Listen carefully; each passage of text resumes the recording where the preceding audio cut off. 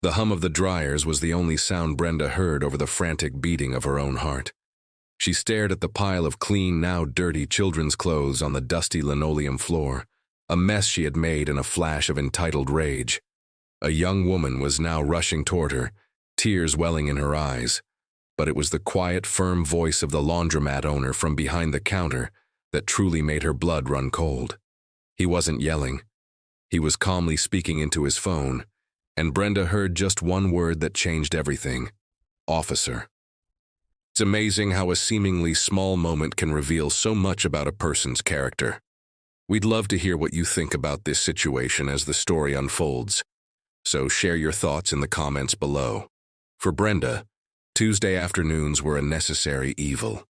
They were for handling what she called the trifles, like washing the fine linens she didn't trust with her weekly cleaning service. The spin and dry laundromat was beneath her, a place filled with the noise and smells of people she actively avoided. But it had the large capacity industrial dryers she needed, so she tolerated it. Today, however, her tolerance was wearing thin. She had a 3 o'clock salon appointment, and the dryer she wanted, number 7, the one that always seemed to run hotter and faster, was occupied. Inside, a load of brightly colored children's clothes tumbled away. The cycle had just finished, the machine silent, but the owner was nowhere to be seen. Brenda tapped her foot, her expensive leather sandals making a soft, impatient rhythm on the floor. She checked her watch. 2:15. Minutes passed. Her impatience curdled into a sour, hot annoyance. She had places to be, important places. She wasn't going to be made late by some forgetful mother. That's when she saw Delia, a young woman with tired eyes, walking in from the parking lot, carefully carrying her 2-year-old son who had just fallen asleep in his car seat. She had left her laundry for only a few minutes to get him settled, hoping the short nap would give her enough time to finish folding. When she saw the well-dressed woman standing impatiently by her dryer, her stomach tightened. She hurried over, offering a polite, apologetic smile.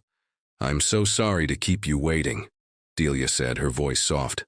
"I'll just get my things out now." Brenda didn't return the smile.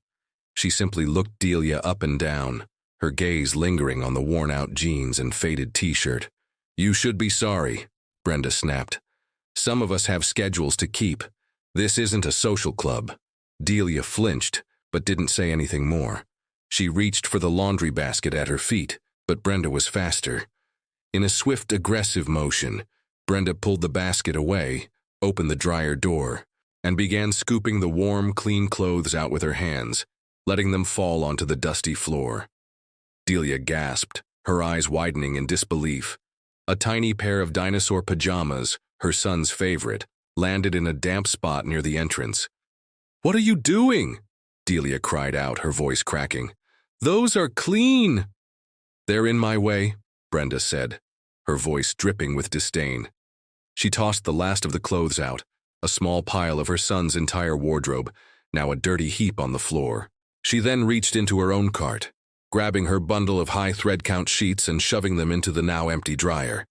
She slammed the door, slid her card, and pressed start, not giving Delia a second glance. For Delia, it was more than just ruined laundry. It was the culmination of a week from hell. Her car had broken down, the repair wiping out her grocery money.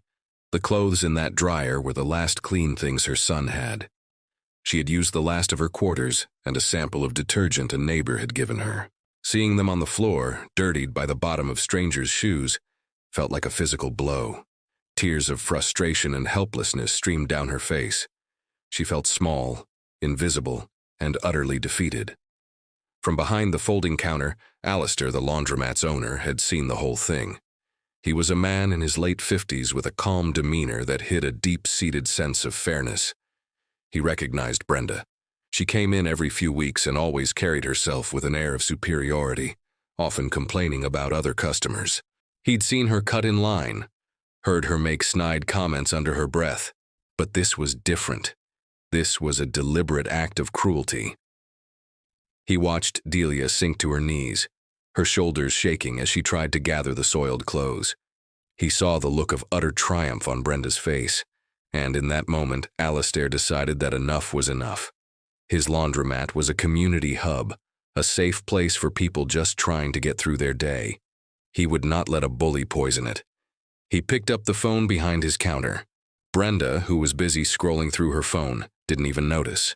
But as Alistair spoke in a low, clear voice to the police dispatcher, Delia looked up, her tear-filled eyes meeting his.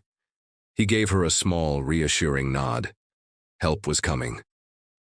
When two police officers walked through the glass doors 10 minutes later, Brenda's smug expression finally vanished, replaced by one of annoyed disbelief. She immediately went on the offensive. "Officer, thank goodness," she said, striding toward them. "This woman here was accusing me of ruining her clothes when she was the one who left her machine unattended for half an hour." Officer Miller, a veteran cop who had seen every kind of neighborhood dispute, looked from Brenda's expensive jewelry to Delia, who was still kneeling on the floor, clutching a dirty toddler's t-shirt. He turned to Alistair. "Sir, you made the call?" "I did," Alistair said, his voice steady. "I'm the owner. I saw what happened." "It was an accident," Brenda interrupted. "She's just trying to get money out of me." Delia felt a fresh wave of despair. It was her word against this powerful, intimidating woman. But Alistair didn't flinch. He looked directly at Officer Miller. "It was no accident," he stated calmly.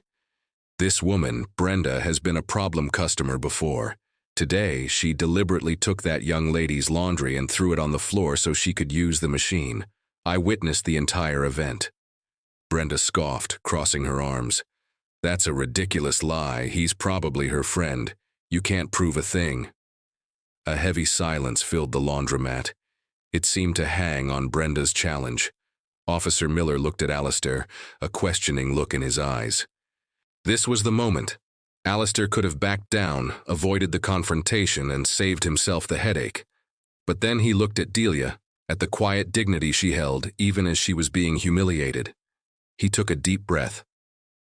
"Actually, officer," Alistair said, a grim finality in his tone, "I can prove it, every single second of it." He gestured toward the ceiling. "My security cameras are always recording." The color drained from Brenda's face. For the first time, she looked cornered. Officer Miller followed Alistair to the small office in the back.